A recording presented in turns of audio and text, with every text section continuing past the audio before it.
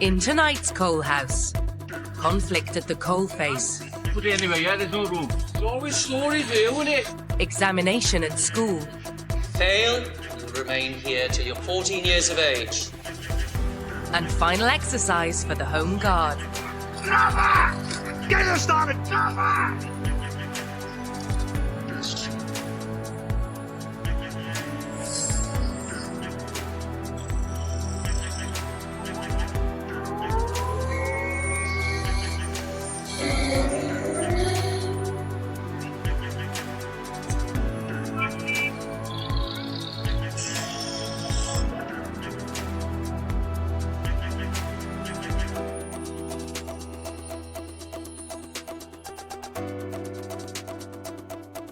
Three modern families have stepped back in time to live life and all its challenges on the South Wales wartime home front of 1944. The men have struggled to work alongside the boys at the mine, We're not getting paid. You boys are, we ain't. and the women have found munitions work monotonous. Not the same as it was when we were in the Soviet factory. The families have bid farewell to evacuees Bye, Kia! and the chickens. As time in Stack Square draws to a close, wartime life has been an eye-opener for them all. I don't look good, not at all. But I do feel proud of what I'm doing, yeah. Living at number 6 Stack Square, all 7 of the Tranter Davis family. At number 7, the Griffiths family. Mum, 2 sons and the in-laws have taken in English evacuees Andrew and Ria. And at number 8 are the Paiseys with their 4 young children. At number 5 are 4 young men, Bevan boys ordered to work at the coal mine, which is short on manpower. It's a sleepy start throughout Stack Square. Rose Griffiths, who's paid to look after the Bevan boys, is running late. I'm slightly late. It's 7:45. Okay, your fire's in. I've just got it drawing. Okay, boys. Are you awake? Are you all awake? Okay. 3 weeks of 1944 life is taking its toll. 7:45. I think everybody must be getting a little bit worn out because everyone's oversleeping a little bit, I think. For evacuee Ria and Mandy, it's a mad dash across the square to avoid being late for the bus. You ever hear a dream of me? Well, I did. After almost a month on rations, food is scarce and Stack Square's hungry. So what have you got for tea? Nothing? We have nothing. We have a tin of pilchards. 2 tins of salmon. 2 tins of salmon. We've got loads of bread, but nothing to put on it. Yeah. Stephen's got Bovril sandwiches. What have you got in your sandwiches today? About that much cheese.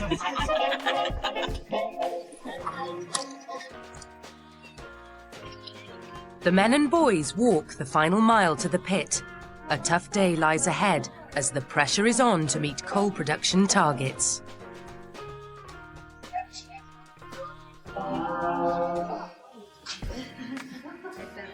At the munitions factory, new clothes for new girl Ria. I look funny.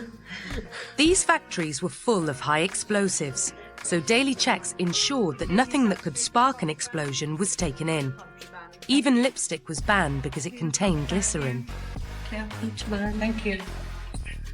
Well, ladies, this morning, the new target is 200. Per day. The women are assembling cordite bags for artillery shells, lethal wartime weapons. I'm not myself today. So I think going on this weigh-in is a nice, quiet job for me today. I'm tired today and I want to go home. Luckily, the new girl is boosting the flagging workforce. I'm getting on quite well. I've just done a really good one. Very good. My first good one. Oh, that's lovely. Cheers, It wasn't my fault. The flipping thing broke. Could you clean it up, please? I shall clean it up. Testing times lie ahead for some of the children in school. Some of you will face the challenge of sitting the county exam. And what does that mean? In 1944, all children aged 11 to 12 would sit this exam. Passing could be their ticket into county school and out of a life of domesticity or physical labour. Are you up for the challenge, children? Yes, sir. Pray open your books, please. To his delight, 4-year-old Ewan won't sit the exam tomorrow. We need to settle down, don't we? You're not the entertainment, Ewan. You're here to learn. I want you to colour these pictures in, and then I'm going to ask you what these letters are. What letter's that? Do you know what letter that is? B for? Bath. Well done. And C for? What's she baking? Pie. At the mine, the men and the Bevan boys are finally working together as a team. Everyone's pulling on very well. I've only stopped once today to put my overalls down because it's too hot. But, you know, no problems. Not since the first few days. They're sorting rock from the valuable coal, and Mr. Blanford's keeping a beady eye on their work. What's this doing in the coal? We're passing it back to Geraint, Mr. Blanford. He's sorting it out. So I won't see that out in the coal yard then? No, you see it in a pile just next to Geraint over there. So I won't see none of this out in the coal yard? No. You're not a quarry, you're a coal mine. I don't want to see any of this out in our yard. You won't see any of it in the yard. That's been sorted out by Geraint. We're chucking it back. We can't put it anywhere. Yeah, there's no room. It's always stories there, isn't it? It's a bad it's just short. I'm just telling you, the boy is chucking it back there. He's sorting it out over there. Is he the one doing all the talking, the one doing all the... Well, I can get somebody else involved if you want. You get as many people as you want. I'll get the union involved then. If you start shouting, we have to Blanford. We're doing our best. You just make sure I don't see it We outside. won't see it on the ground. No. Carry on then. Looks like a long day underground for Mr. Blanford and Howell. On the menu at school, bacon, potatoes and cabbage to start, followed by apple crumble and custard. It's not to everyone's taste. And close. For that, another mouthful. Get it in.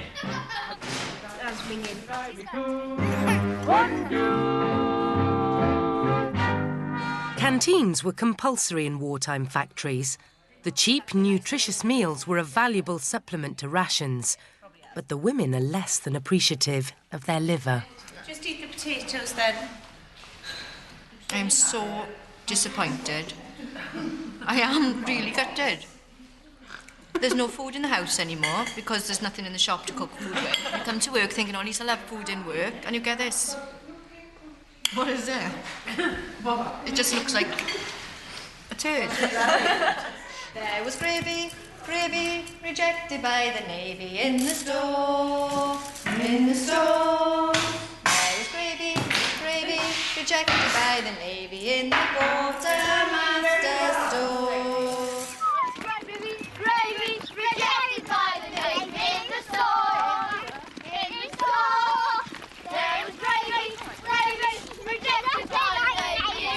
It's in fresh air and fine voice that the children take a nature ramble around Blaenavon, a landscape transformed by the demands of mining. What do you think's happened to most of the trees? They've been cut. And they've been cut to be used for what? Mines. For the mines. What do they do with them in the mines?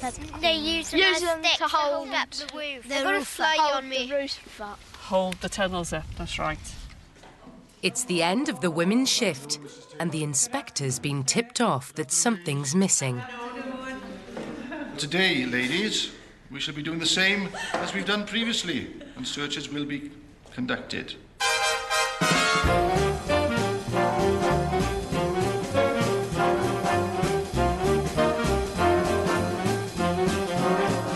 He's convinced of their guilt and not going to give up easily.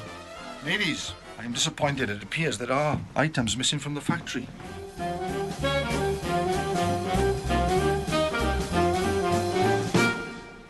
I am disappointed that we haven't found what we're looking for. Obviously, if we had, then there may have been a dismissal or, at the worst, a prosecution today. Having rejected their lunchtime liver, the ladies have secured their just dessert, biscuits. Victory is ours! I think it was a question of passing things along, wasn't it? But you just brought the food and we won't have to pinch biscuits off them, would we?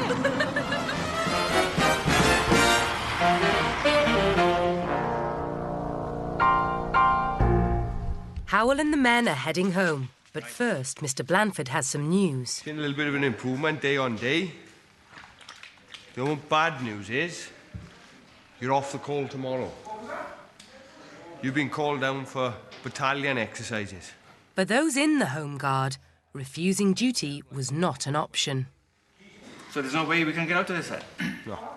Not at all? No. So tomorrow may be even tougher, a day on the assault course.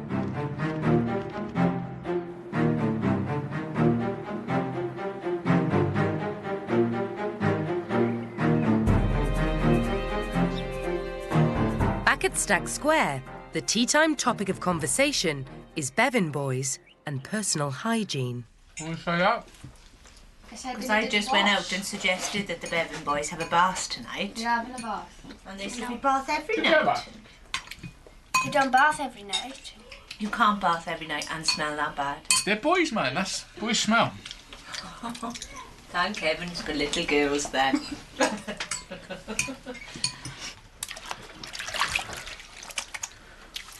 Apparently, women, the women say we're messy. We don't clean ourselves. Yeah. Isn't it? Yeah, I mean, I admit I stink. how can we not be pongy? I mean, I stink. we all stink. How can we not be pongy? I mean, you walk out the door, there's pig poo everywhere. You can't help standing in it. We haven't got any deodorant or any proper Constantly on the go. Yeah, on the go. We haven't got any proper shower stuff or anything perfumed, have we? No. So we're getting the smell. I mean, 4 lads living in a house together, you're bound to smell. Yeah, sewing away when we're slaving away down the pit, biting their asses off. So we're gonna sweat in me. Tonight, at least, everyone is managing to spruce themselves up to go jitterbugging. It's always a good excuse to get some lipstick on.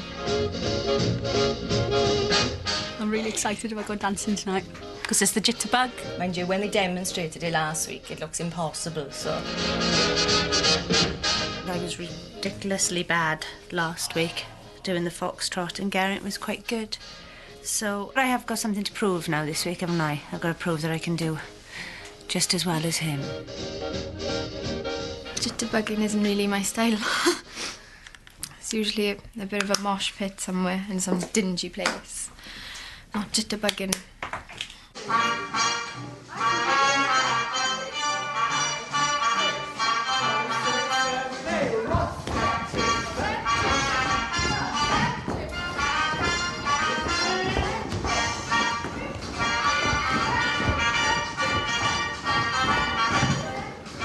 With the Coal House fundraising dance in a matter of days, the residents of Stack Square are still finding their feet in 1944.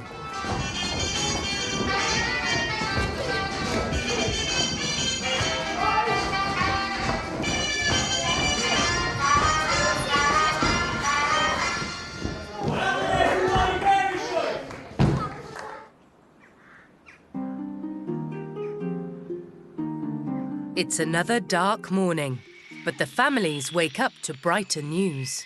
And now a news flash. The government intends to abolish the blackout all over the country as soon as circumstances permit. The blackout will be replaced by half-lighting over the whole country, except in a few specific coastal areas. Windows will only need to be curtained sufficiently to prevent objects inside the building from being distinguished from the outside. Ordinary peacetime curtains and blinds may be used. If the siren sounds, however, a complete blackout will be required. That is the end of the news flash. It feels like the war's kind of drawn to a close, which is nice. Yeah, so feeling quite good, optimistic. What do you think it is? Today, the men face a whole day of Home Guard training. It's their toughest test so far in the push for victory. Could you please oblige us with the Bren gun? Or failing that, This is the last line of defence. My God.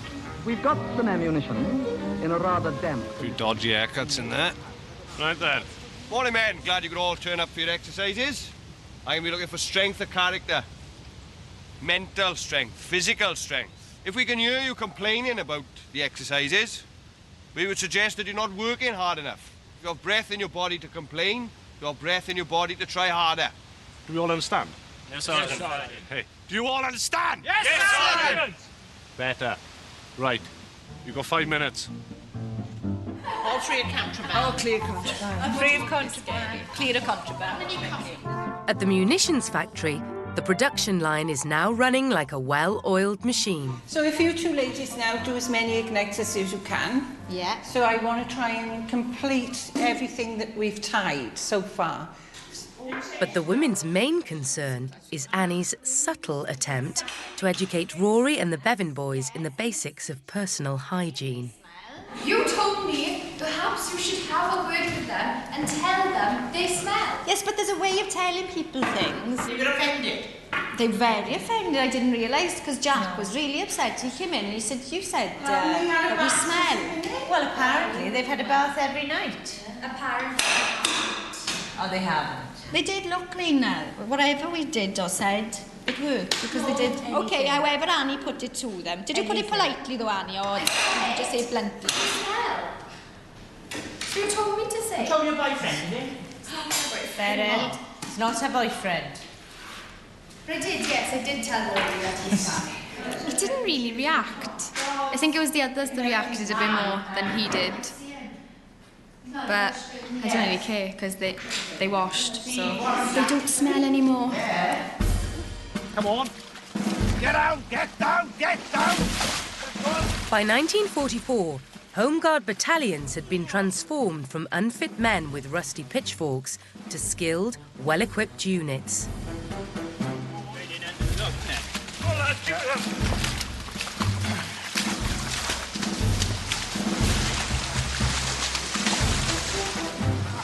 According to Winston Churchill, these were men who could devour an invading force. Get up. March on the spot. March on the spot. Really soft on the bottom, there's about that much soft slime. The sergeant has given an affectionate nickname to Stephen Paisley. Come on in, Parsley, let's go.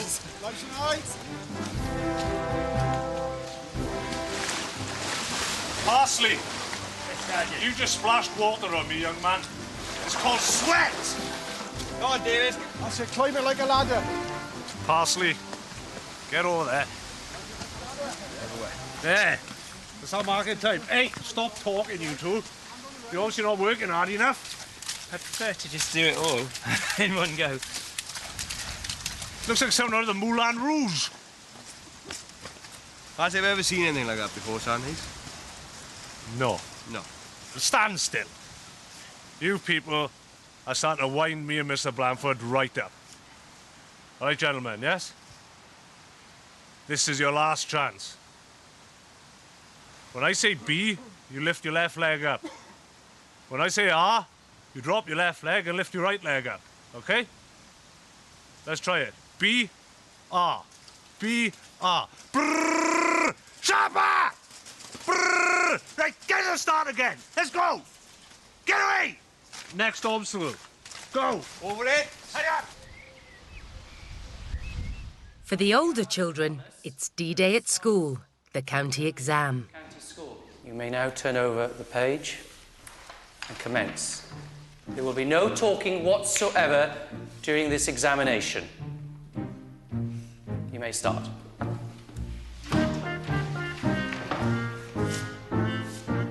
I think it is hard because I don't get half the words.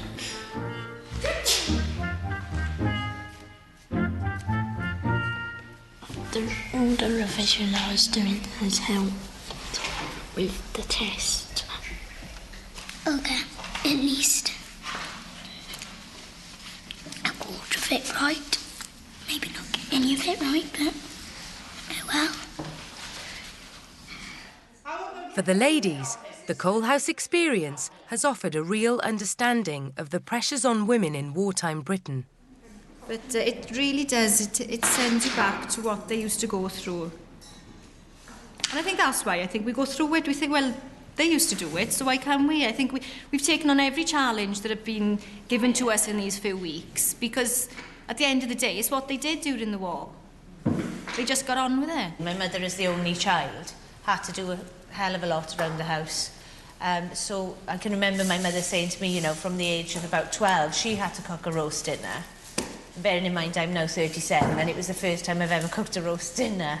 I think I've led a very happy and pampered lifestyle, yes. And it's all thanks to everybody during the war. And I think a lot of people these days don't appreciate anything. Society we're living in today, it's a very selfish society. Still crying. We've stirred up. Yeah. Just don't want you to take things for granted, really.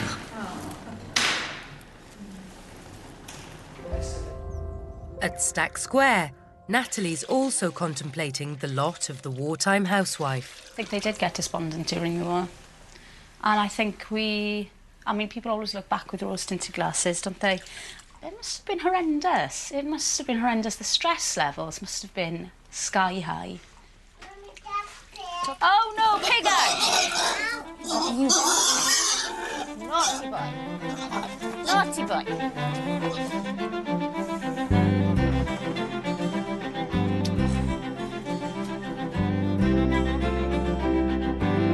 Rose is in high spirits. For the first time in 3 weeks, she's getting right out of Stack Square. I'm going shopping, I'm going shopping, I'm going shopping today. Her mission? To buy material to make dresses for the fundraising dance. There we are. Are you looking for anything in particular?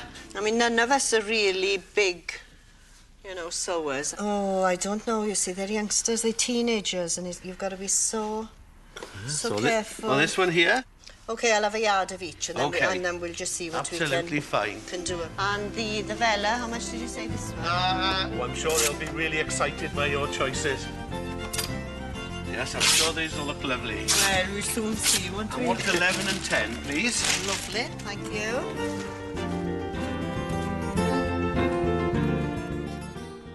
Back at Stack Square, though, it's not quite the haute couture the other women were expecting. Where did you buy Was this? that designers? Did the shop sort of not have that much in today? That's a little bit. Oh, that's a little bit better, isn't it? Yeah. Oh, you've done well, haven't I? Hang on. I can feel an idea coming here.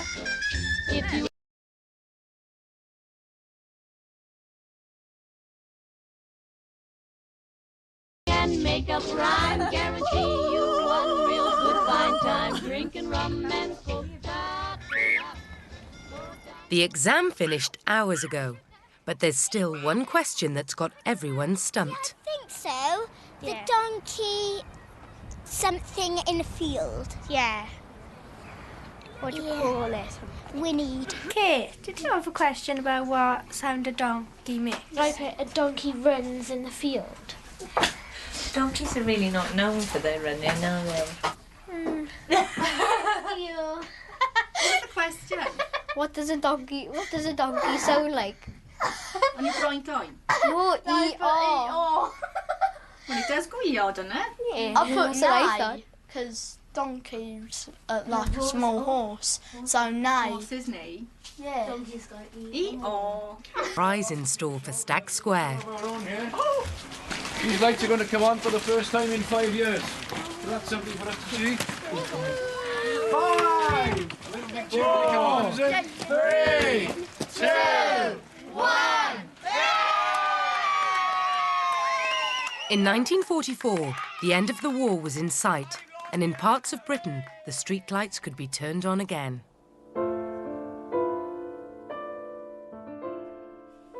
Mandy and her sons understand what families went through during the war. Do we miss Daddy? Yeah. Yeah. You do go to bed sometimes and think, oh God, would I ever get that dreaded knock on the door? Scary times. And I'm starting to think about it now when I'm thinking it's been a few weeks since we've seen him. But we really miss him. But no, it is hard for those who are left behind, because we are the ones that are left at home doing all the worrying, I think.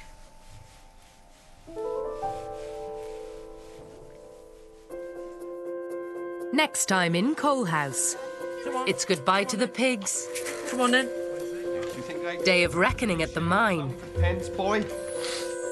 And will practice make perfect at the dance?